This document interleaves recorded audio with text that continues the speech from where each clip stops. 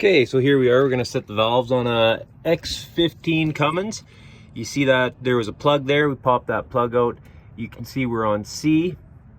So I just wanted to make sure my marks were on that. So I've rotated it. I got my ABC. So we're going to start. As you can see, we're starting fresh. So we're going to take off. Our tube goes across the top of our valve cover there. Then we're going to go to our valve cover. We're going to take that off. We will also be taking off this breather tube here. It's just a flat-headed screwdriver. And then your valve cover. And then I'll show you the tools that we're going to use to set our valves. Okay, so now that we know where our marks are, you got 5 screws. So you got 2 on this side, 2 over there, 1 right there. Holds that together. Just placed them up there. Those are going to be 10 mil. Then you're just going to take that off. We're going to block those holes. Get some tape or something. Make sure that nothing goes in there. Hopefully we don't got to take this off. So next is going to be our breather tube. We'll pop that off. And I do believe, yeah, so those, your valve covers are also 10 mil. So you're going to have 1, 2, 3, 4, 5, 6, 7, 8 of those. I do believe there's only 8.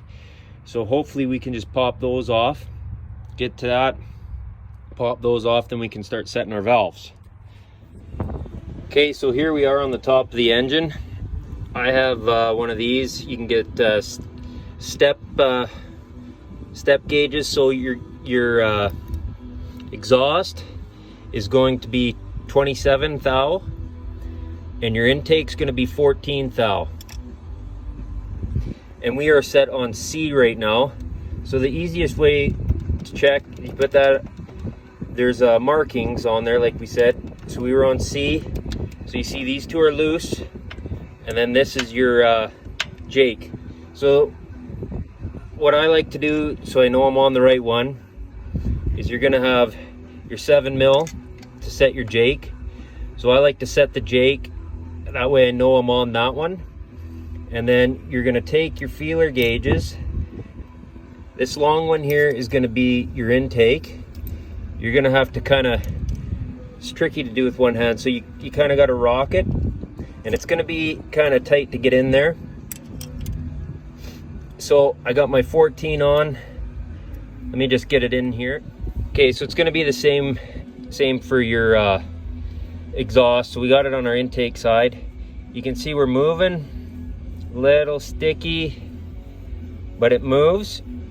Probably relax this one just a little bit. You can see it doesn't move too freely. That's our intake. Let's check our exhaust up here. We're going to check our exhaust, see how that moves before we bother taking our jam nut. Your jam nut's going to be a 3/4, and the set is that size there for the Allen key. And for your jake brake is going to be a 1/2 inch for your jam nut. And then this tiny little fella, I'm not sure what the size is there. So anyways, you don't have to keep this in. This slides, you can see it slides smooth. I've set that one. This here is a little sticky for my liking. I want to check the exhaust. Okay, so same with the exhaust. Little sticky. Ugh.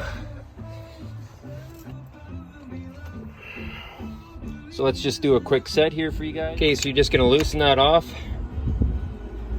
Like so. We've got it in there. See, now it moves a lot smoother. So what you want to do, you're going to take that, then you're going to pull it tight with 2 hands, and then you can see that it moves nice and like it's a little sticky but not too bad. You can just these are how small the movements are. You can see that then it moves nice, but you got to kind of lift that under there. You got to rock it in there, kind of tip back on this, and then that little ball, sorry guys, that little ball there gets loose. You see that? Once you get it loose like that, then you slide your feeler gauge underneath. And you want your feeler gauge to just be able to move a little bit with a tiny bit of drag. And then you hold it steady with your Allen key, and then tighten your jam nut. Thanks for watching DNS Project. If you wouldn't mind going down to that like and subscribe button.